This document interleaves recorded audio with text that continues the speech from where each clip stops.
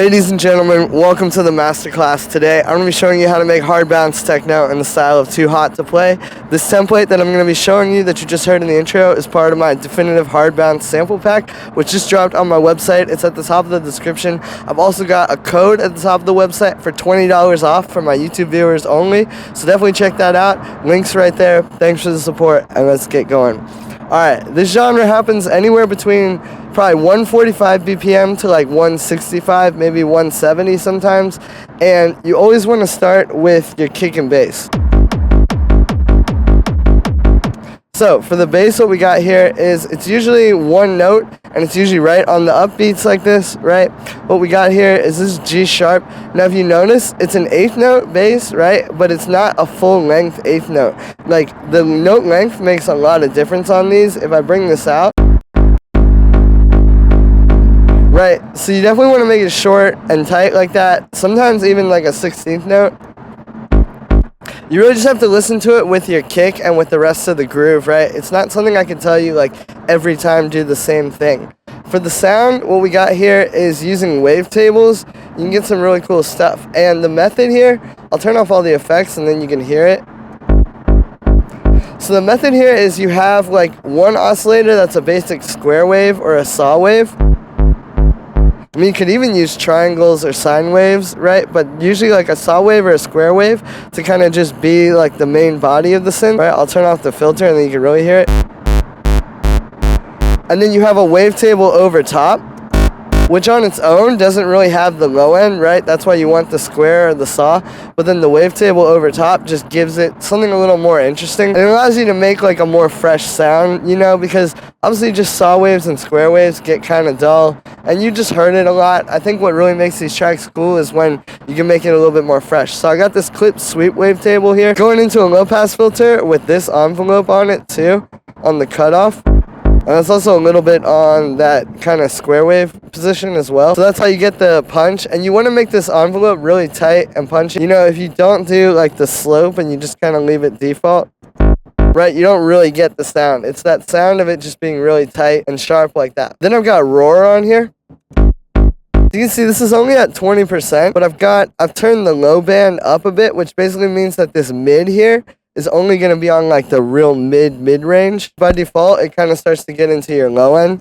And you really don't want that. You want this to just be really like just on that mid range, just distorting there. I've got this full rectifier here. The amount's up about there. And then I've got some on the high end too.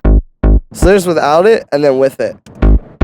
Right, it just gives us a little more texture on top. It's only at 20%. That's the thing. You really don't want that much of this because you still want to let the like punch and the low end come through, but just a bit goes a long way. Then we got our kick. Now with the kick, it starts like this. It was this sample, which was a little bit too long, right? You want like a shorter, punchier kick, but still with like enough. And I've transposed that down -1, so it's in tune with the bass. If you want the really like clean groove for this stuff, definitely tune your kick and bass. And the way that you do that is usually I just listen to them together. Like you can just solo them. And what you do is you bring this up a few octaves. I'm just pressing shift and up on the keyboard. You can actually hear the note where the kick is happening a lot easier, right? And then just get it in tune and then bring it back down. And then the kick is also going through a little bit of roar. It's a really good way to kind of awaken it. So it goes from this to this, right? It gives you that kick that's just going to really punch through the mix and have the nice high and mid range. So with this one, I'm doing actually just on the highs, right? You can see we just brought that up. We're only at 33% wet. There's not that much, but you can hear it really awakens the kick nicely. Then we got the rest of our drums, starting with the main clap and hi-hat.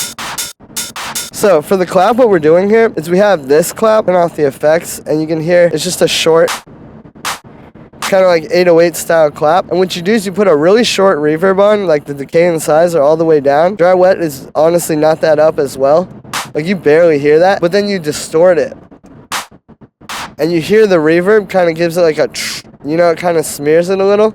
And it gives it a little stereo width as well. Because distortion is basically just crazy compression, right? So you're compressing up that reverb a bit more. And that's why you only want the dry wet at 8%. And then for the hi-hat, it's like a pretty short hi-hat. You can see I made it even shorter.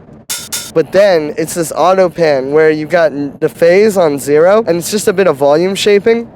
And you can see the way this is shaped, it just makes the hi-hat super short. And you can hear that really helps the groove. Like if I get rid of that, see, it's a bit messier. You really want these like tight, punchy drums. Then the rest of the drums, we just have a little closed hi-hat, which is going through a bit of auto pan to give it kind of like as if it's being sidechained to the kick. And then we got this chopped up percussion. So if I turn off all the effects on that, you can see what's going on is it's basically starting as this. Right, we just have a few little percussion hits just hitting there, and then they're going into a high pass filter with a lot of resonance, which is moving around with this LFO. Now you don't hear this so much, but then when I bring in the overdrive, right, it becomes nice and crunchy and like that mid-range percussion. But with this, since it's only hitting a little bit, it's not taking up the whole mix, right? You just hear it and it gives you a bit of rhythm in the background, but it's just not so intense like a rave loop would be. Then we got a bit of delay, which also gives it some stereo width, which is nice for the whole mix. A bit of drum bus to bring it to life. Right, you can hear that just really brings it out. I've got the transients up too, so it's kind of compressing it. Another high pass filter, because all this stuff is going to add some low end, which would get in the way of the track. And then an auto pan sidechain. So without that, and then with it, that's kind of the last thing to make it really fit into the groove. Then we just got two elements that aren't really that stuff, right? We got this little lead, which is just hitting on that G sharp, same note as the bass. And this is another one of those ones where to get that stabby sound, it's really just in the note length. Like you can see, same deal as the bass, not a full eighth note, right? So it's just a really short note that you're giving it. Like if I hold this out,